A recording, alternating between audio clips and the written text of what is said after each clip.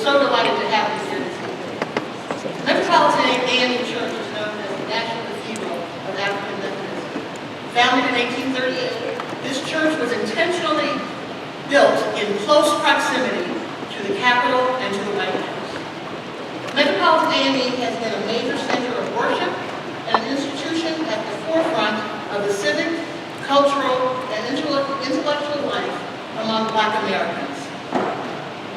This church was instrumental in anti-slavery leadership in the mid-19th century and in the harboring of enslaved people who decided to escape bondage. More recently, the church has been involved in hurricane relief for the Bahamas, STEM education for local girls, and the fight for equal access to affordable housing and good jobs for the people.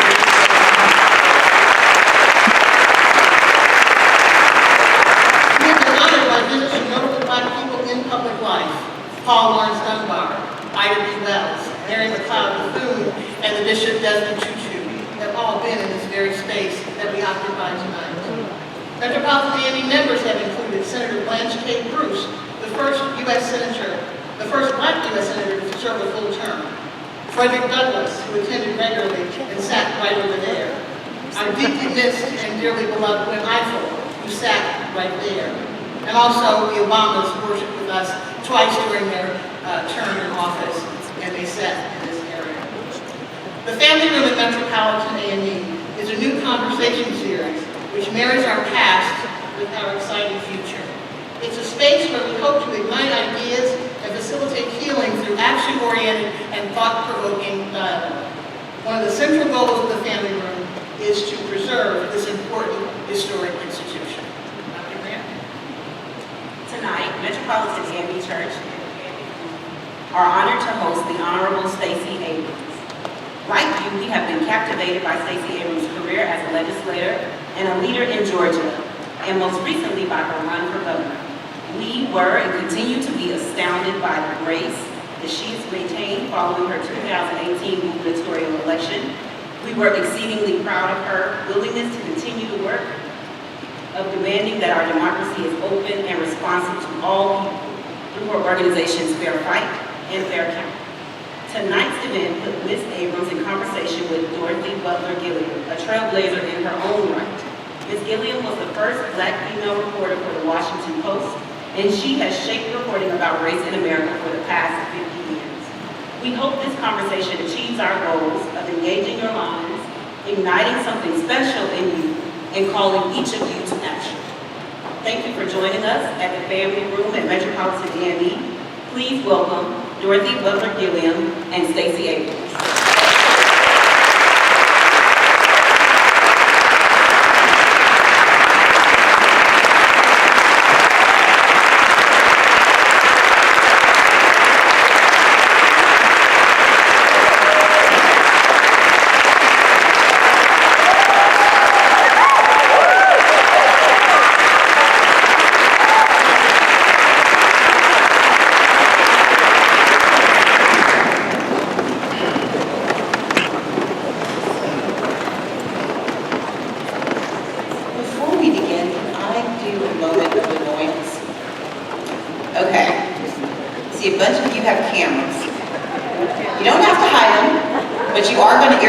Behind you.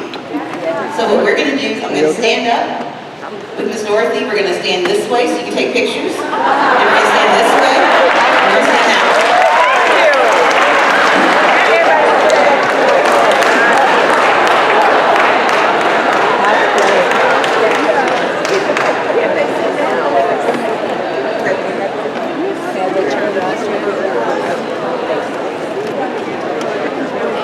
The people stand.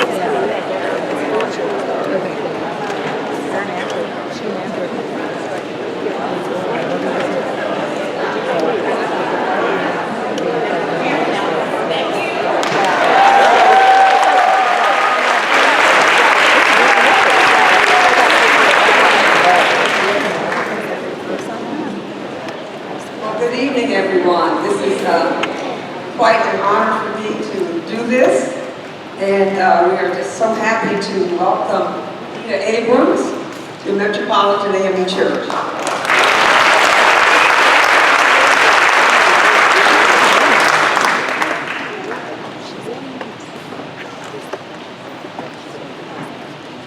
I'm getting very afraid. Starting off very softly. I just love your book called Lead from the Outside.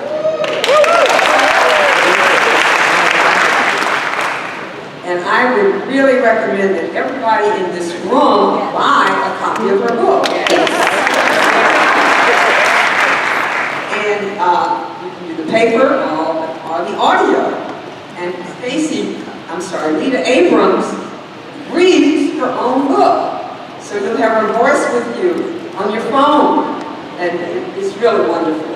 I just sent all three of my daughters a text saying, you gotta read it, you gotta do it right away.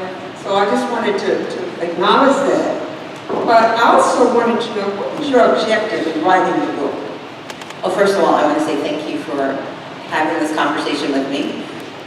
I started thinking about this book in 2015. I've been serving as Democratic leader for several years. I just launched the New Georgia Project, which had registered a little over 86,000 people. And I was under investigation by the Secretary of State for doing so. He thought too many minorities were getting registered by our organization. I have been part of blocking the Republicans from taking a supermajority in the House. And I was getting kind of uppity. So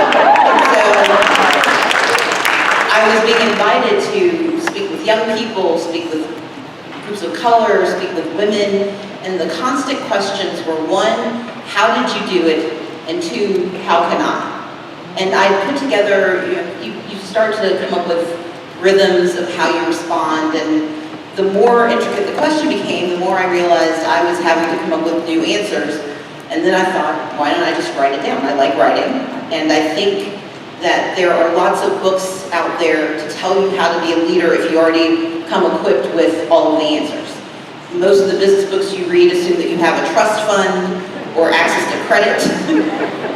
A lot of the leadership books about how to move up in your company assume that anyone wants you to move up in your company. But there were no, to my mind, there were no leadership manuals that really spoke to how do you take being a minority, someone who is on the outside, and that status could be race, gender, ethnicity, religion, height, whatever it is, whatever is keeping you from being considered the normal kind of person to be advanced. How do you turn that into either a positive, or how do you learn to navigate it? And so I wanted to write a guidebook. Basically, lead from the outside is the lean in for the rest of us.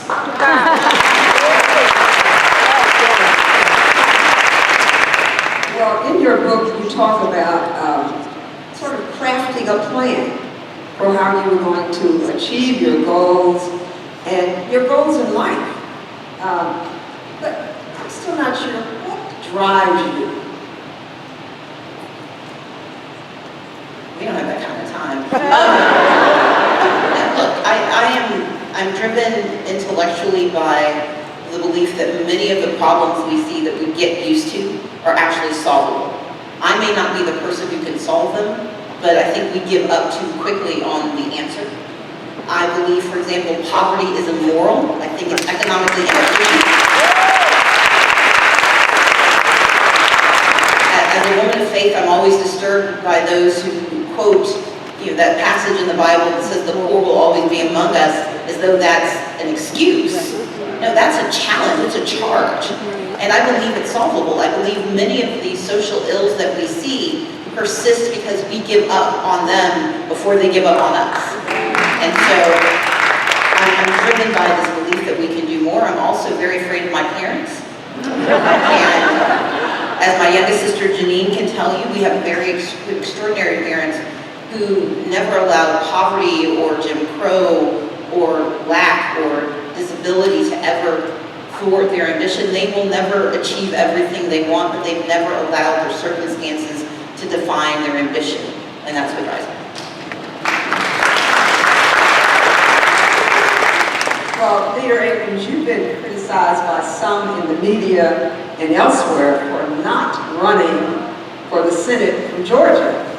I'd like to have you just share with us why you made that decision. I don't want it.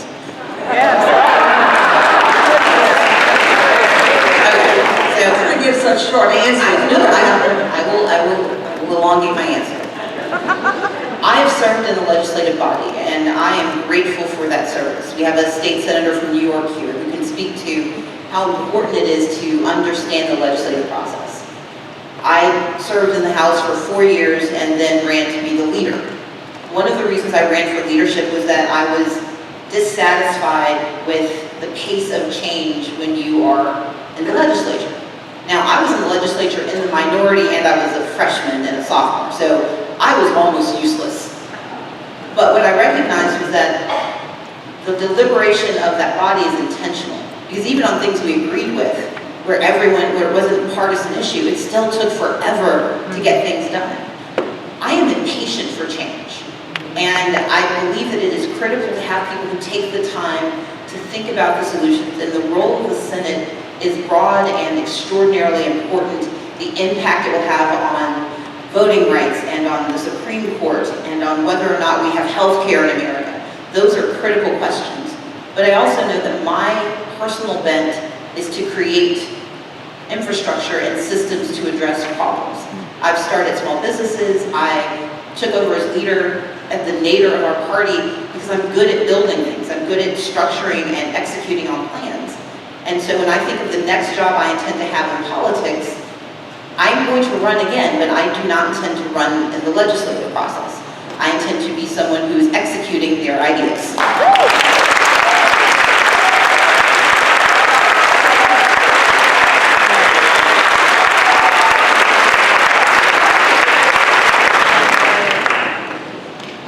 Well, just talk a little bit more about why voter participation, fighting to make certain that the vote is fair, is so crucial to you, and why, what steps particularly are you taking to really make that, to change that? I did not like the outcome on November 6th. I cannot point to 54,723 people and say they would have voted for me had they been allowed to vote.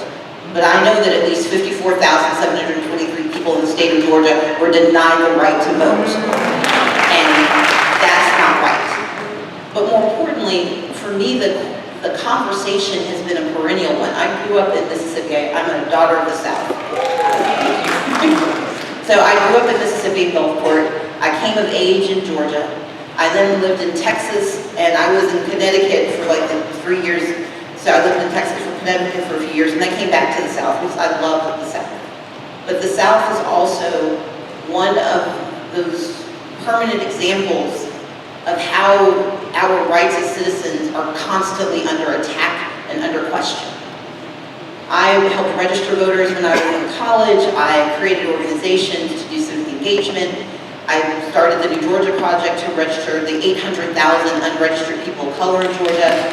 I started Fair Fight because when I didn't win, I was angry. I remained enraged. I just hide it really well. But I also recognize that wishing doesn't make something so.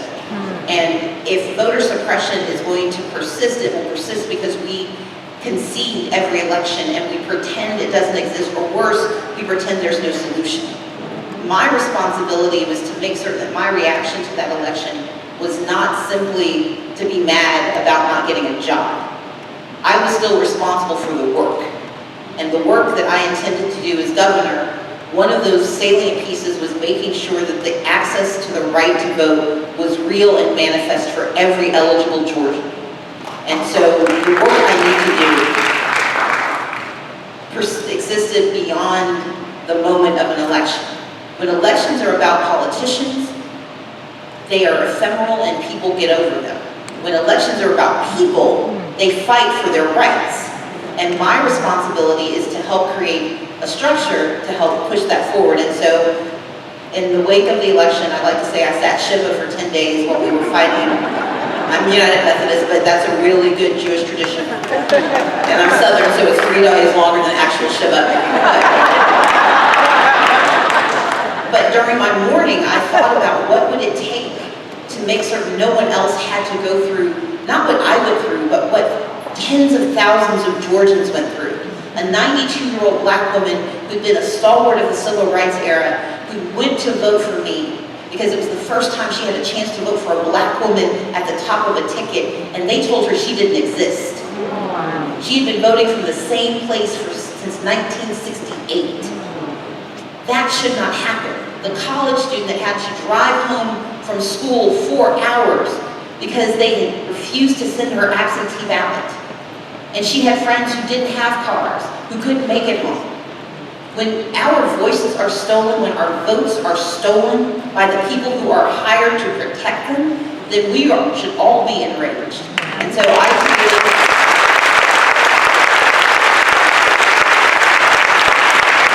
and I told you I like creating stuff, so I created Fair Fight.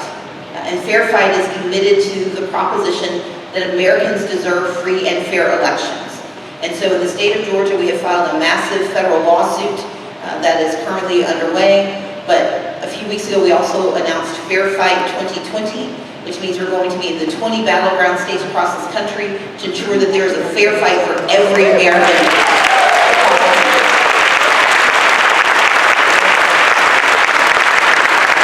And you can sign up to help at fairfight.com. Yeah, exactly. I was just going to go to how do you get involved? People in this audience, how do they get involved in Fair Fight 2020? Sure. So Fair Fight 2020 is going to be in all of the battleground states. Unfortunately, if you live in DC, I'm sorry. But we're working on that. But the larger point is that we're all connected. As Americans, as citizens, we are all connected to each other. And so what we ask you to do is to go to fairfight.com, sign up. We will let you know what's happening. We can tell you about a state that's near you that needs your help. But we also use a lot of remote support.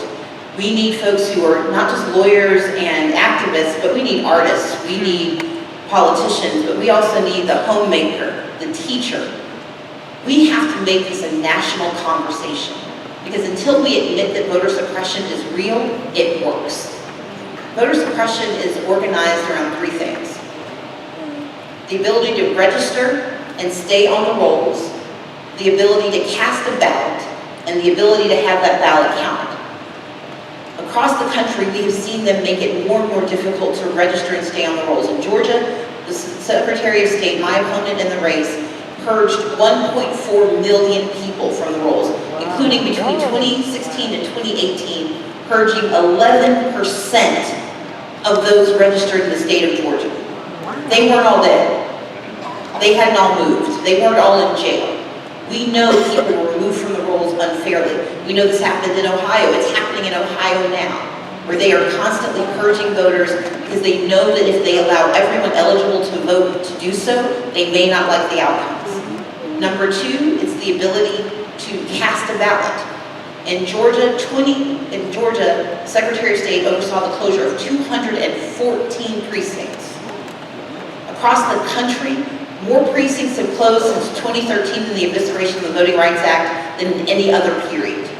And these are largely in minority communities and in poor communities, where you can't get to the next place. And then the right to have your ballot counted, otherwise known as Florida.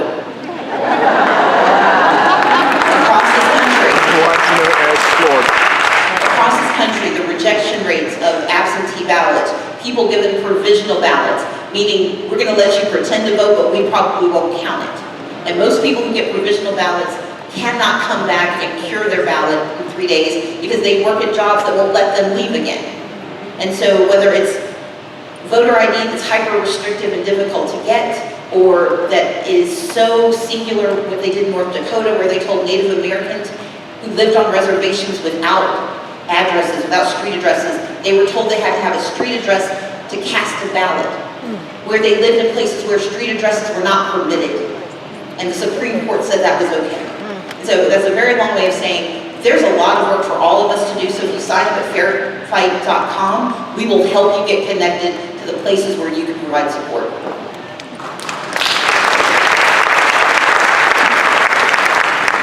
Can I see a show of hands of people who think they will go on to fairfight.com? There's a lot of peer pressure here. If your hand isn't up, make it.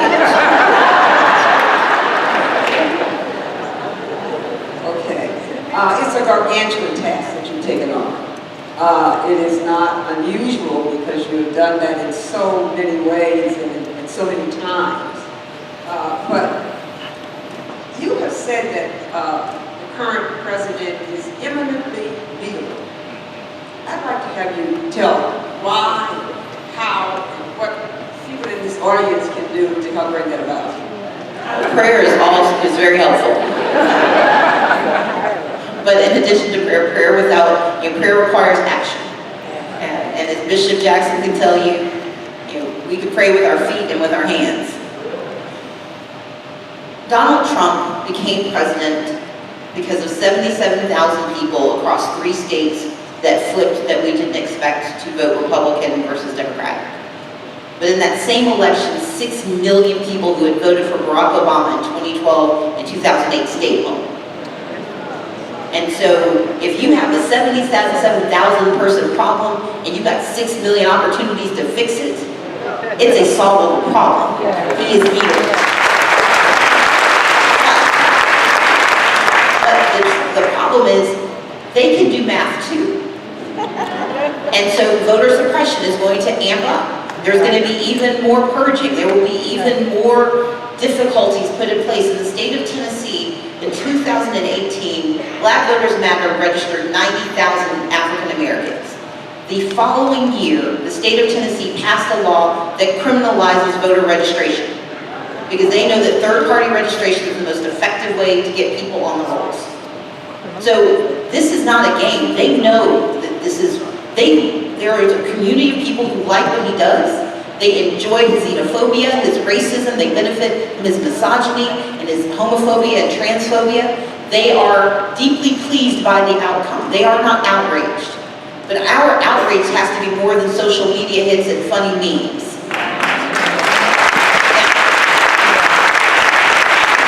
I am preaching to the activist choir here. If you are here to see me, maybe not.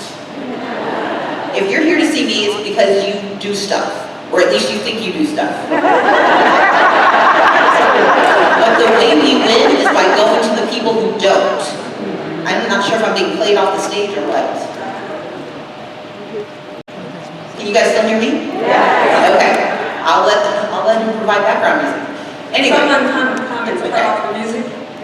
So the larger point I would say is this. Number one, we have to remember that we can win not only by winning the states that we lost.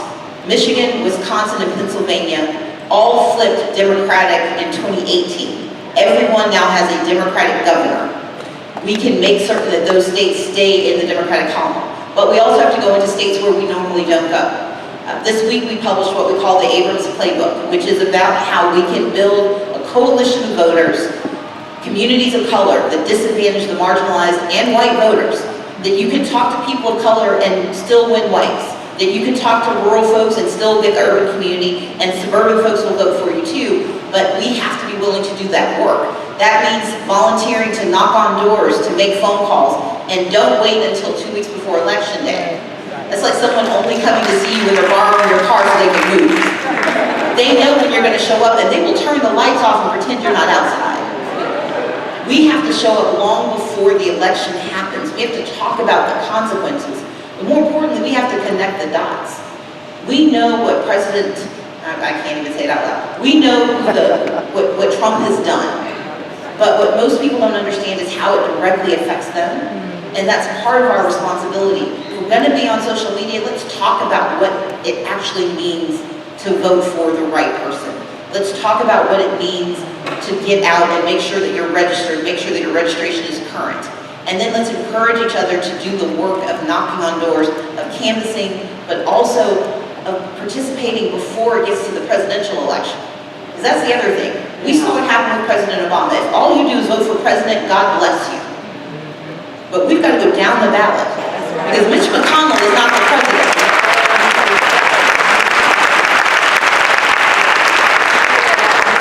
And so we've got to go all the way down the ballot, and we have to think about and participate as though our lives depend on it, because they do. Very good. The other gargantuan task that you have taken on, Leader Abrams, is that you want to have a really fair census.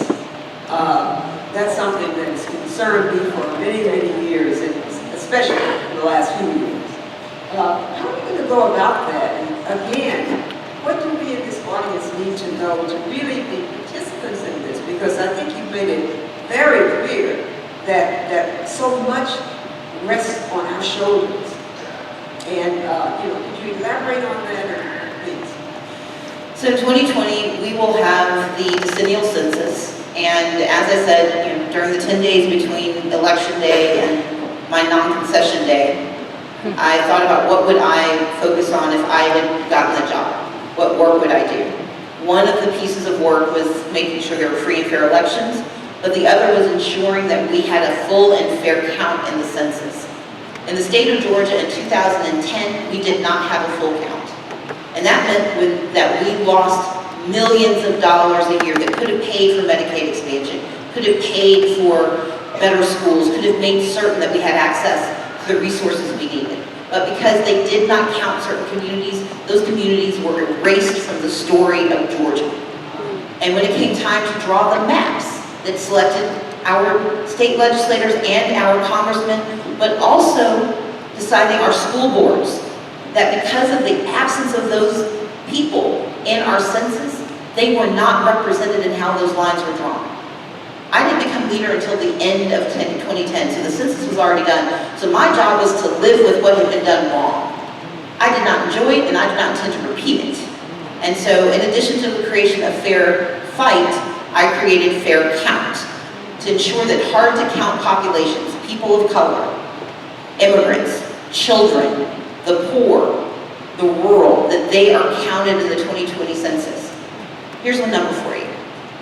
In the 50 states, if just black people are undercounted at the expected rate, their communities will forfeit $3.4 billion a year. Think about that. $3.4 billion per year. That's what happens when we don't get counted. In the state of Georgia alone, the undercount of black men that's expected will cost the state of Georgia $154 million a year. That's enough to pay for Medicaid expansion every year. And so the census is how we pay for who we are as Americans. $900 billion will be allocated every single year, and if we are not counted, we do not count.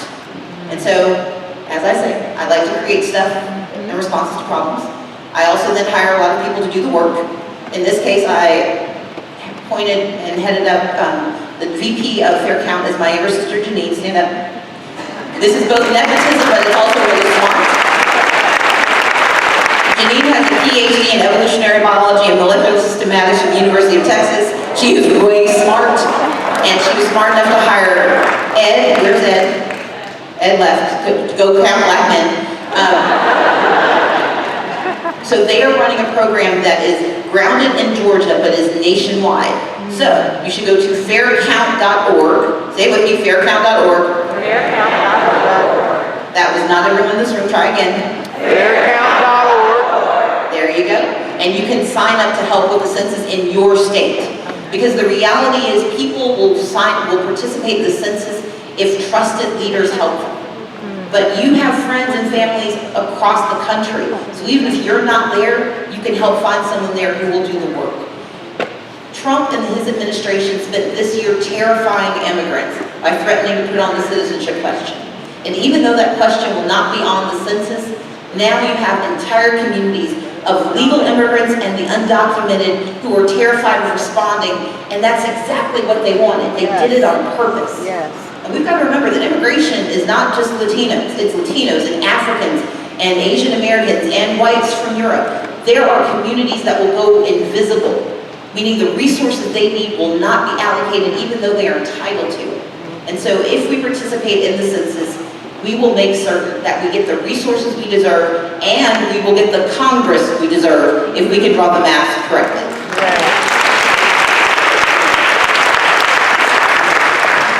Well, some observers have said that the Democrats actually lost some black voters through some elitist behavior in 2016. Does the party recognize this? Are they thinking about ways to turn that around? See how I can answer that politely. Okay. There are very few, so race is the strongest predictor of political leanings in our country. More than gender, more than education, more than economics, more than religion, race is the strongest predictor. By and large, black people do not vote for Republicans. There are some notable exceptions, but typically when African Americans are dissatisfied, they don't vote for the other side, they stay home. And what politicians have forgotten is that there aren't two choices, there are three choices. Vote for you, vote against you, or don't vote. And the African American community, by and large, takes advantage of do not vote as a very clear sign of whether they're excited about the candidates or not. I think the Democratic Party has seen this because you see more candidates who have leadership that actually reflects the community, that they've hired more black people. We have at least heard words about supporting blacks in the process. But here's a tip. The DNC is not in charge of elections. The state parties, the federal parties, they are organizers of the people. But the candidates decide how their campaigns are run. The candidates decide where they're going to go and who they're going to talk to. If you want to see if people trust black people, watch what the candidates do and say, and then hold them accountable. Because the party, Tom Perez is, yes, he's the chair of the party, but he cannot tell any candidate what to do or not do. But we can, because they want our votes. And that's why you suddenly find them talking about the things that we talk about. You get 50 people to say something on Twitter, and suddenly it will be in the debates on Thursday or tonight. And so I would say this, I think that regardless of where you stand on the political spectrum, we have to demand that the candidates who say they want to represent us, that they actually prove it before we give them the job.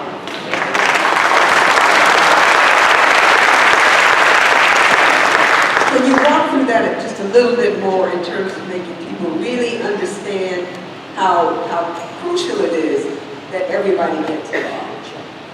Look, there are 2,418 people running for president right now. But by January, it'll be roughly 10 to 15. Most people won't have the resources necessary to stay in the race through January to get to the Iowa caucuses. Part of that is because we have elongated the process. Having a lot of candidates is actually not new. In 1992, there were 19 candidates. Paul Tsongas won in Iowa and in New Hampshire, and then Bill Clinton came from behind.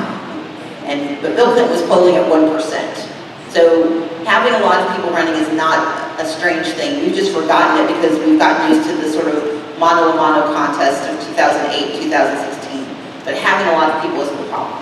What's the problem is that we keep waiting for people to save us instead of demanding from the candidates that they tell us what they're going to do, but we also tell them what we want them to do. I don't need someone to tell me how they're going to solve my problem. I need to tell them what problem I have. And that's one of the reasons I believe very firmly in identity politics. Republicans have tried to weaponize it against us, and liberals have taken the bait. Identity politics is good. It's worked for everybody else forever. It's only when we start using it that people get upset. Because what identity politics means is that I see you, I understand the challenges you face, and I'm willing to do the work to solve those problems so that you can fully participate in the American process. That should be an expectation we have of every candidate. So here are the three things you should do. Number one, don't just tweet to your friends about what you want. If there is an opportunity to see a candidate in your community, go, show up. And make certain that you raise your hand and ask them a question And in that question, tell them what the answer should be. Because sometimes people need a little help. They didn't read the right book, they don't know why they're wrong, and you can inform them. Number 2, make certain that you're having political conversations with your friends who aren't political. Because whether they believe in politics or not, politics believes in them. And politics will either hurt them or help them. And we get so used to talking to people who say amen, we forget we need to talk to the people who are not in the church. That means we've got to take the time to find our colleagues, our friends, our relatives who get really anxious when you start talking politics. And it's not about proselytizing. It's about explaining. If you want health care, you have to care about this. If you want Pookie to get out of prison in 3 years versus 20, then you need to understand who the judges are in your community. We have to connect the dots, and you guys are the ones who know where those dots are, but we have to be the people who tell the stories to get folks to behave. And the third thing we have to do is we don't give up when it doesn't go our way. Republicans are persistent. We get mad because you didn't vote one way that we wanted and we don't ever show up again. Or we badmouth you the whole time. Politicians make mistakes, but the only way people get redemption is if you tell them how to get right. And you don't do that by walking away. So that's what I would do.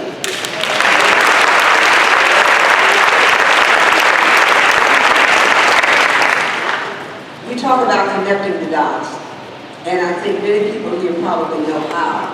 But somebody wouldn't know how to begin connecting the dots so that they would truly be motivated to do the things you're saying they should do. What's your suggestion for that? My mom, both my parents are Methodist ministers now. They decided to go for permanent poverty.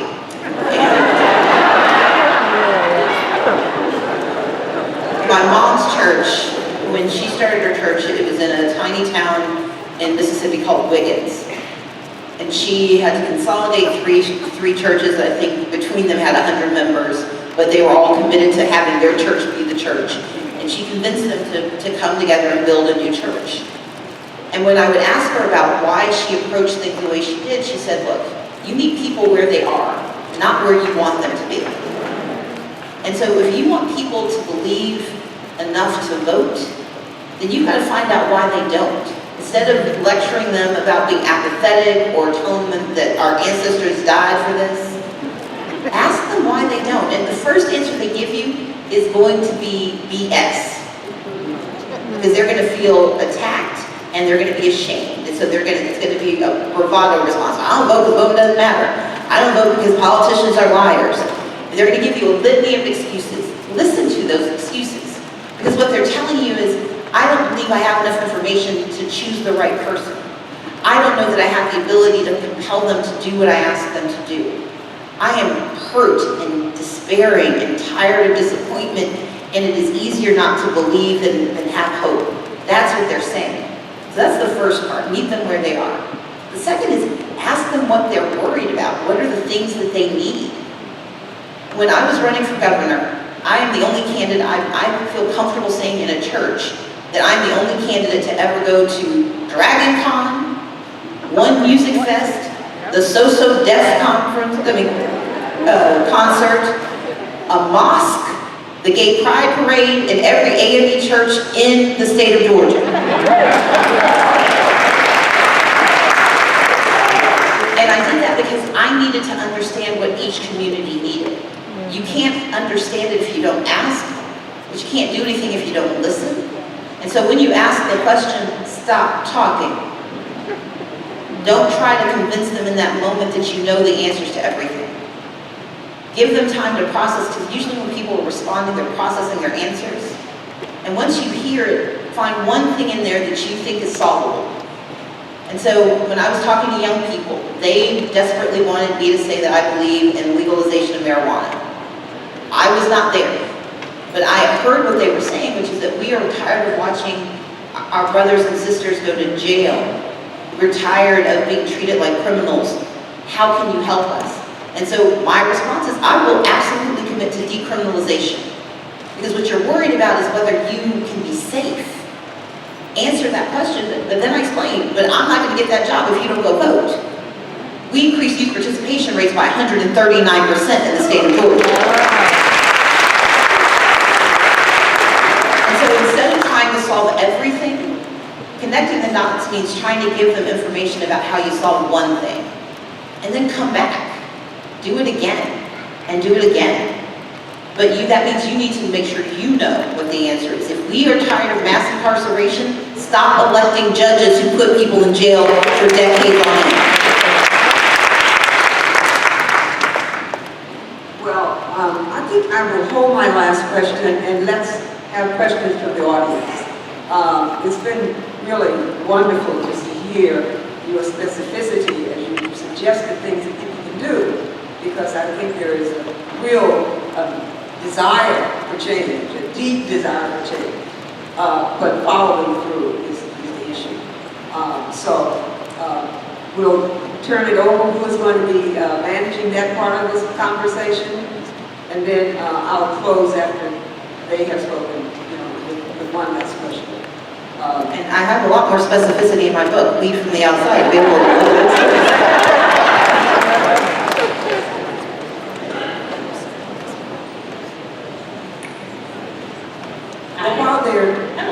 While they're starting to ask the questions, ready? We're ready. Okay. So thank you for your interesting questions, everybody. The questions seem to have themes, and so I want to try to aggregate your questions. So if it doesn't come out like you wrote it, please don't take it personally. We just want to get the ideas out. Somebody writes, I'm a veteran. There are thousands of homeless veterans. How do we make sure they're counted in the U.S. Census? Does your Fair Count organization have a plan for reaching homeless veterans and active people? Thank you. So participation in the census belongs to everyone. There are they're called enumerators, but there are groups of people who are supposed to be helping count the homeless. But if you sign up with Fair Count, we can help you figure out in your community who's responsible for that. But yes, we are paying attention to all of those populations, because often, for example, homeless veterans tend to be people of color who served, who were not officers. And a lot of the enlisted tend to be more people of color, people from low-income communities. So the moment there is a hardship, they don't have the fallback that you have when you are an officer, and they often don't have the support systems they need.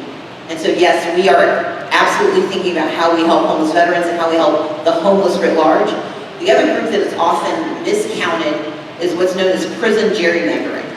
That's when you get counted in the census, but you're counted in the county where you're incarcerated, not in the community that's underfunded, which often led to you being incarcerated. And so there are a number of states that are doing work about that. We need that to happen more and more, because prison gerrymandering steals millions of dollars from needed communities and gives it to communities whose only persistent reason for existing is to incarcerate more of our people. One comment. I mean, that's the kind of information that I don't think most people have. And I think one of the things I'm hearing and feeling is also this paucity of information. I know media is supposed to do a lot better, and I thought to help push them to do better. But how do you get over that hump to help? I think so. We have internalized so much negativity that it's sometimes hard to say, yes, I can do the things you're talking about. So maybe encourage them a little. Yeah, I mean, look, not to be glib, but I am currently on every television you turn on, every radio you listen to, every podcast I can find. If you've got a podcast, raise your hand. I was joking, but okay. We'll talk. But part of it is, that's one of the reasons that I started Fair Fight and Fair Count, because most people don't have access to this information. I've taken a lot of heat from both parties, mostly from one party, about not conceding my election. I acknowledge the legal sufficiency of that election, that the laws as they stood said he won. I just think the laws are wrong. And you cannot fix something when you say that it's okay. And so part of the problem is our expectations have to change. By refusing to concede, I had some fantastic dear friends who conceded their elections on election night because they didn't know there was another way to do this. My problem is I don't often care that there's not another way to do it. I just tend to do the thing I think I should do. But by doing so, we for the first time had national attention on an election where voter suppression became the conversation. Because until then, voter suppression didn't just happen in my election, it happened in dozens of elections. And it's happened over the last 20 years, over and over again. But the difference is, because I had an extraordinary family and an amazing team, I had the courage to say, I'm not going to accept this. So one of the ways we get information out there is by creating space for people to challenge what we've been taught to accept. We have to recognize voter suppression is not a bug in the system, it is a feature. It has been part of the DNA of America. We began this country by saying that only white men who are landowners were worthy of the right to participate in our democracy. That is the basis of the Electoral College, not because people were worried that Idaho wouldn't have enough people to vote. It was because Southerners were afraid that if they had to count the enslaved black people, if they had to count as human, but not count as voters, that they would be outvoted by the northern states. And so the compromise was that with the Electoral College, they could get the numbers they needed, but not have to allow those people to vote. And then half the population that were women were told, oh, you don't count either. And so we have to, so this is a very long way of saying to your point, one of the ways we get information is by having questions. And I need more of us to ask the question, and not simply folks like me, but you have people who you've elected to do everything from being your state senator, your state legislator, to being your city council member, your alderman, whatever you call them out on these questions. Ask them what they're doing about this. The census is happening everywhere. You should not have an elected official who cannot tell you what they are doing to help advance the census. And you should not have an elected official who does not tell you what they're going to do to protect your right to vote. If they can't tell you that, do not give them your vote again.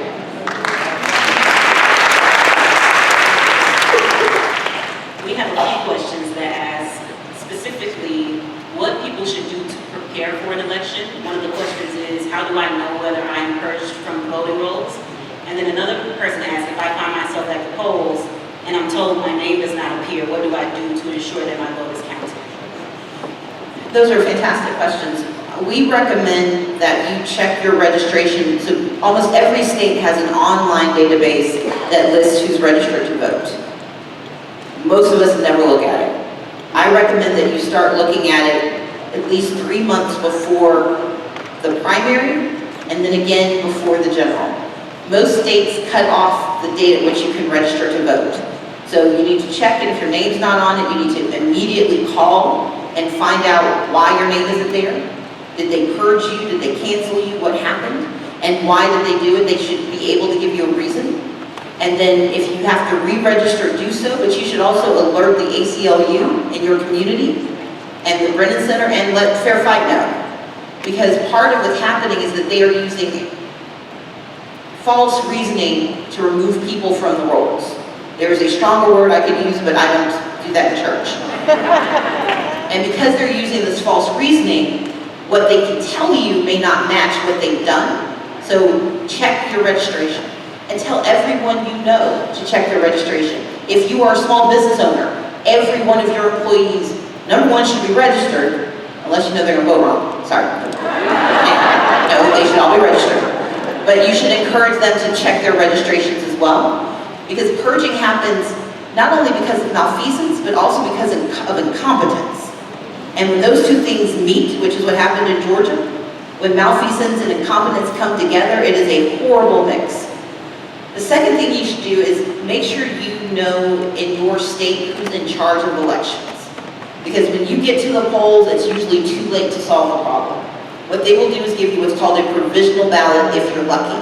And that means you get to vote, and then you have to come back and prove that you have the right to vote.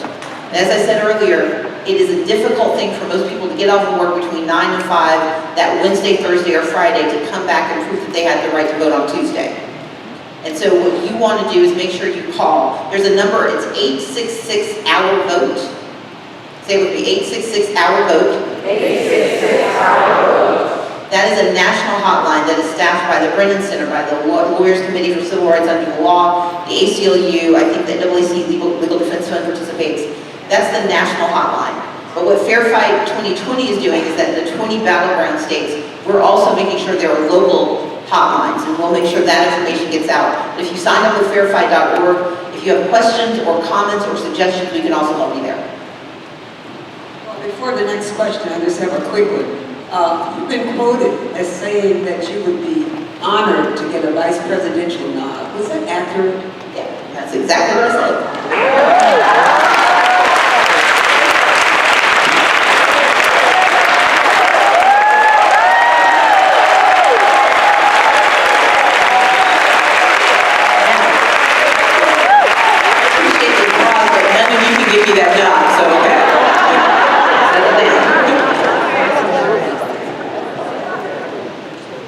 That was the same question that Blair had from the race group, so thank you for Would you asking. like me to give a little more elaboration or is that? She says, what are your thoughts about being the vice president since you're not running for president? I'm not running for president yet. Yes.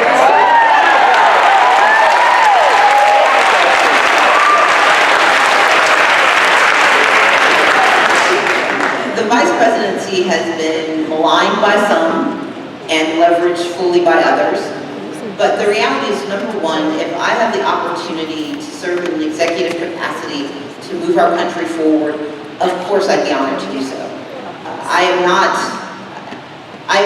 run small businesses, I have run organizations, multi-million-dollar organizations.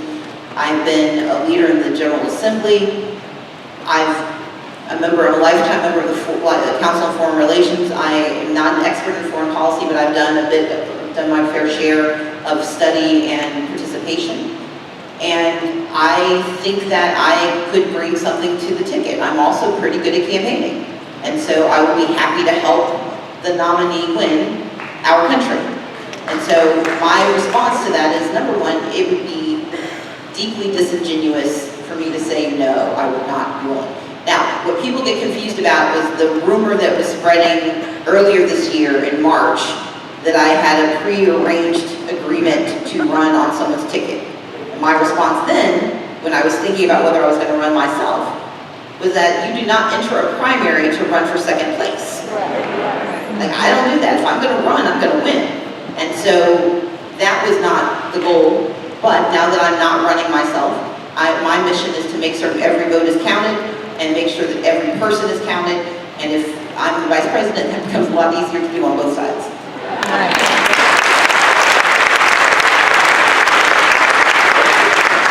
We have another question from a young person. Lillian from the Parkmont School on Aspen Street asks, what advice would you give me, a black teenager having hope of being president one day? Number one, it is not hope, it is a plan.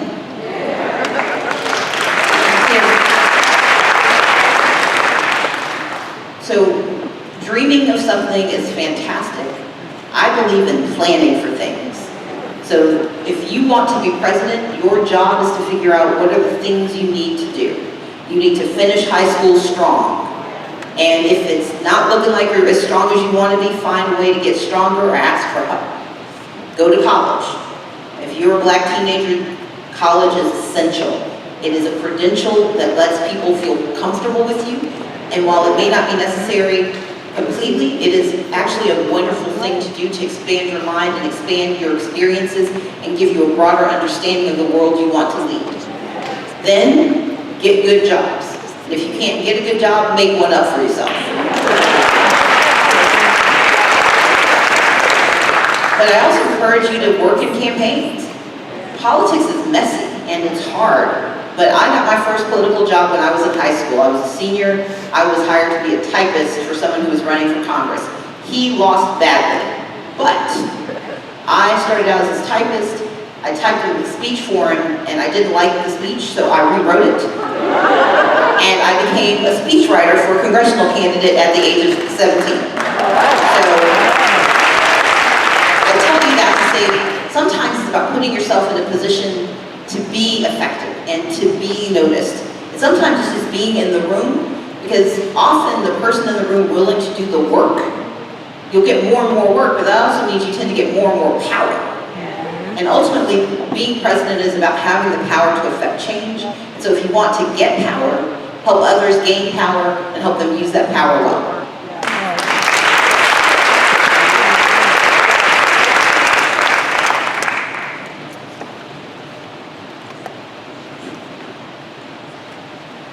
More people have questions about children. In particular, they ask, how do you engage or empower school-aged children is the question I have here, but college students have written in to ask how they can get involved and whether you think they have a special role to play in politics. Absolutely. So I'm going to point to Janine again because she has two of my favorite people in her house, my nephews, and actually a third favorite person, my niece, who's my brother's daughter. They got involved in politics because I needed somebody's children to be in my ads. So that's one way. But we also made certain that young people were part of our campaign from the very beginning. A third of our interns were high school students. We had folks as young as 12. They had their mamas and daddies had to come get them at a certain point, but we encouraged them to be part of the campaign. And one of my campaign pledges was to create a youth council how to become governor. I'm not governor, but we are actually going to launch a youth council to advise us that's going to be comprised of young people, high school and younger, middle school and high school students. Because part of the way we get young people engaged is giving them actual opportunities to think and discuss issues.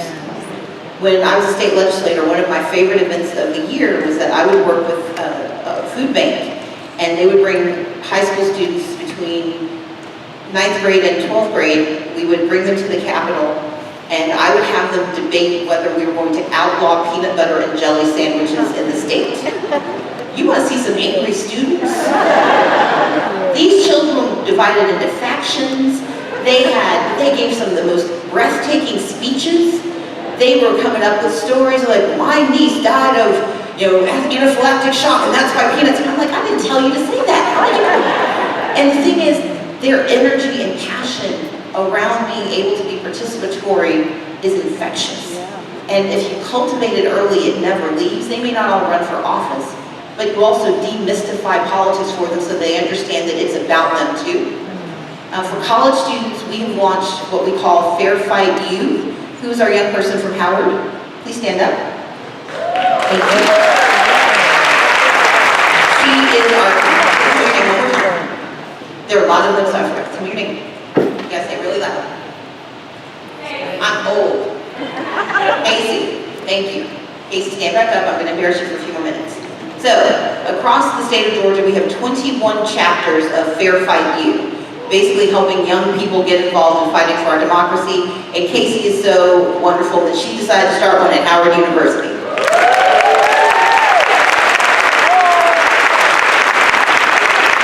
And so if young people reach out to us, we are happy to help you set up a Fair Fight U.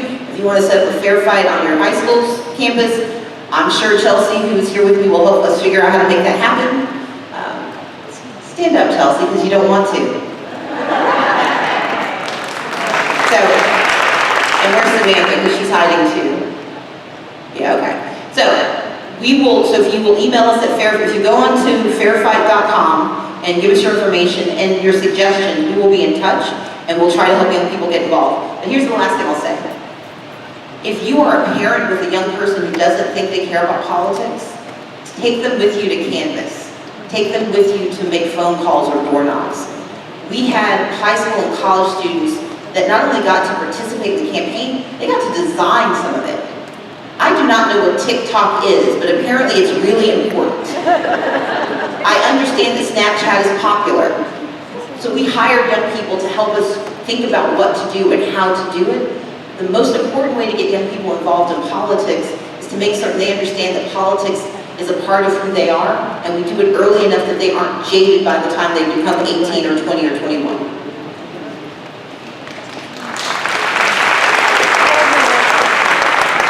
This is the last question from our audience. How do you maintain hope with so many attacks on so many fronts? How do you not give into despair? Number one, hope hurts. Hope is painful. It's painful because hope often is born out of darkness. It's born out of despair. And it's the decision not to let despair win. I am what I call an ameliorist. I am not an optimist. I am not a pessimist. I believe the glass is half full, but it's probably poisoned.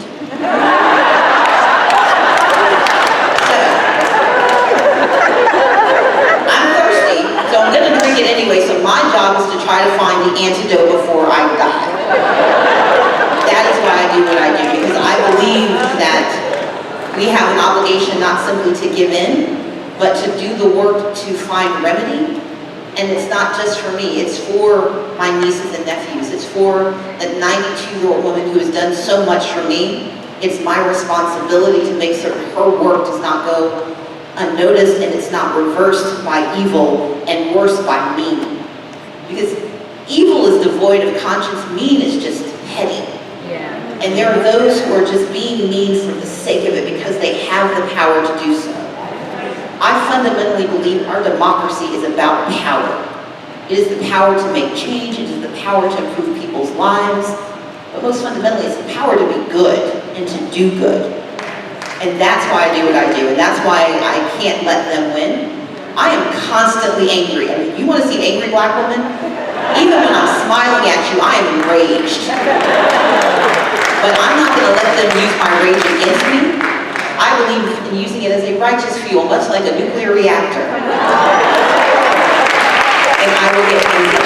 Thank you so much.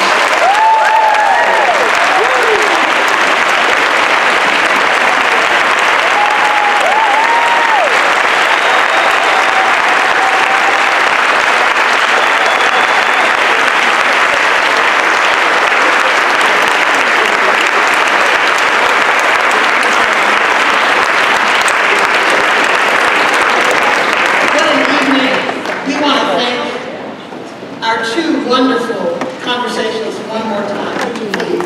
Thank you.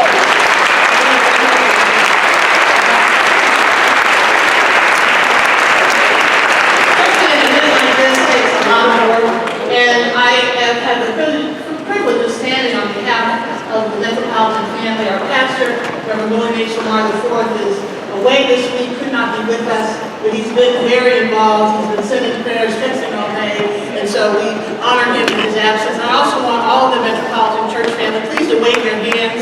Everybody was so helpful and so encouraging with this. Thank you so much for your help. We can do one more thing. I acknowledge some of my team who's here. I need to acknowledge Bo Ivory. Wave Bo. Thank you. There we go.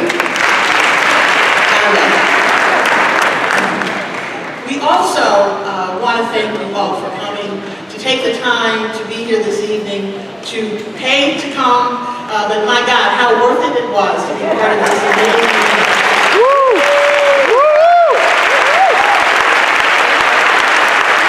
This is a new initiative, a very bold new thing at Metropolitan that we've tried, and I would be totally remiss if I did not give particular honor and appreciation on behalf of all of Metropolitan for the young woman whose vision it was. Jewel Jones-Truxton, thank you.